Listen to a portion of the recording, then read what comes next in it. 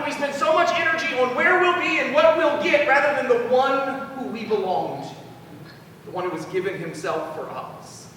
They come and say, who is the greatest in the kingdom of heaven? Jesus answered them by calling a little child to come and stand among them.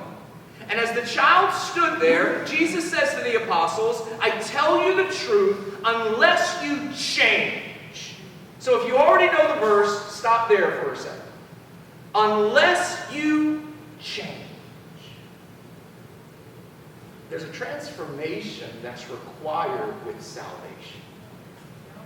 Right? Like we love 2 Corinthians chapter 5 that tells us that we're a new creation, but at some point, don't we have to hold that up to our lives and say, am I? Right? Rather than just being some spiritual truth, doesn't it have to have some actual evidence that goes along with it? Where maybe it's not telling you you're just brand new, it's calling you to be brand new, to walk in that newness. As you guys hear me say all the time, if we're going to be saved, at some point we have to be saved. And what I mean is live like it, walk in it. Let the redeemed of the Lord say so. Join the work of redemption rather than just singing the song of redemption.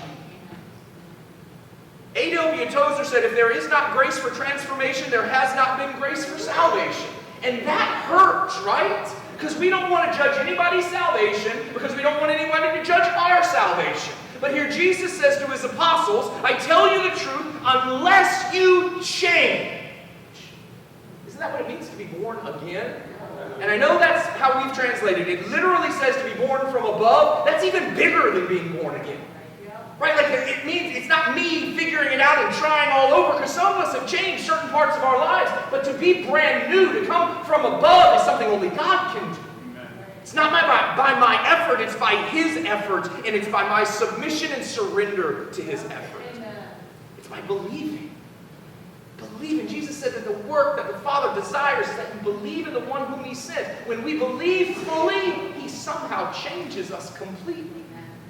I tell you the truth, unless you change and become like little children, you will never enter the kingdom of heaven.